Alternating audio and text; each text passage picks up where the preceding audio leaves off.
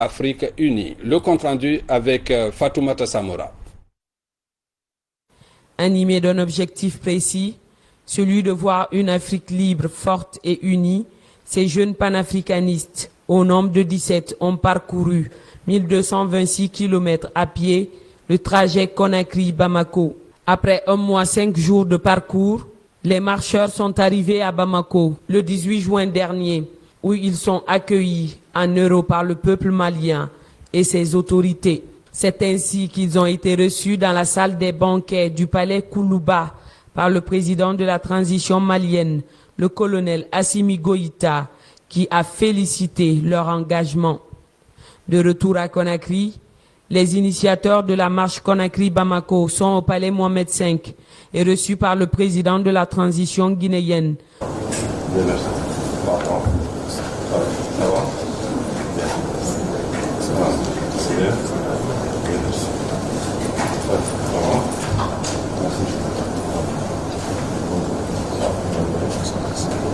Depuis toujours, la Guinée et le Mali entretiennent des relations qui font figure de référence sur le continent.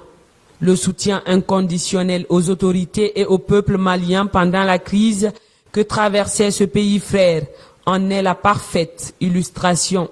Monsieur le Président, aujourd'hui, vous avez réveillé en ces jeunes un espoir. C'est pourquoi, quand la CEDEAO a sanctionné le Mali en fermant toutes les frontières, je suis témoin de ce que vous avez dit. Vous avez dit, ce n'est même pas moi. C'est l'histoire et la géographie qui interdisent à la Guinée de fermer ses portes à leurs frères et sœurs maliens. Les jeunes ont entendu ce message. Aujourd'hui, les sanctions sont levées. Il y a des traces négatives sur le peuple malien. Mais s'il y a une trace positive des sanctions, c'est votre décision, Monsieur le Président, de dire que la Guinée ne participera pas à la punition d'un autre pays frère africain. Des jeunes Guinéens courageux ont marché à pied. Nous les avons rencontrés quand nous étions en immersion. Ils sont allés au Mali pour remettre le drapeau guinéen à votre frère, le colonel Assimi Goïta. Et cela a réveillé au sein de certains Maliens des Ivoiriens et des Sénégalais qui se sont joints à cela pour revenir vous dire merci. À travers cette initiative, les marcheurs panafricanistes expriment leur volonté en faveur d'une fédération des États africains. C'est animé de cette ambition que le collectif a pris départ le 15 mai dernier devant l'ambassade du Mali en Guinée pour allier Bamako à pied. Nous avons marché Conakry-Bamako pas pour autre chose.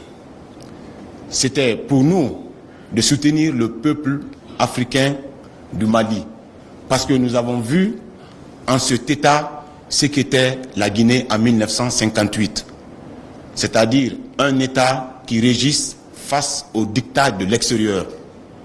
Donc c'était pour nous d'aller les féliciter et les soutenir dans ce sens.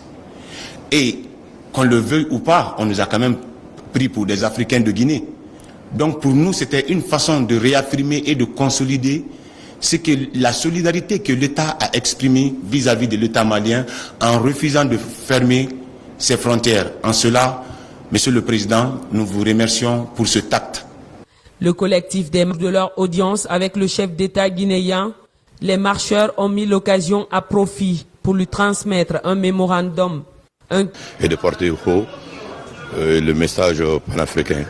Avec la conviction de la naissance des États-Unis d'Afrique, ces soldats défenseurs du continent noir se disent prêts à surmonter tous les obstacles pour la marche vers l'unité africaine. Solidaire, le colonel Mamadi Doumbouya s'engage à contribuer à surmonter tous les obstacles pour la mérite de rentrer de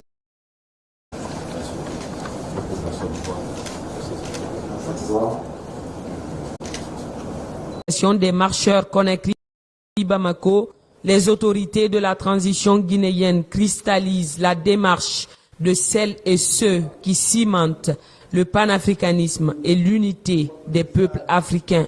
Le chef de l'État a reçu ces jeunes marcheurs qui ont fait Conakry, Bamako, Bamako, Conakry pour porter le message du panafricanisme. À tour de rôle, chacun a porté la voix de son pays. L'Afrique mérite de rentrer et de sortir d'une seule voix. En homme d'État, en panafricain convaincu, le chef de l'État a prodigué des conseils sages à nous jeunes de prendre le destin de nos continents en charge. Et tout en évoquant qu'il peut y avoir des difficultés.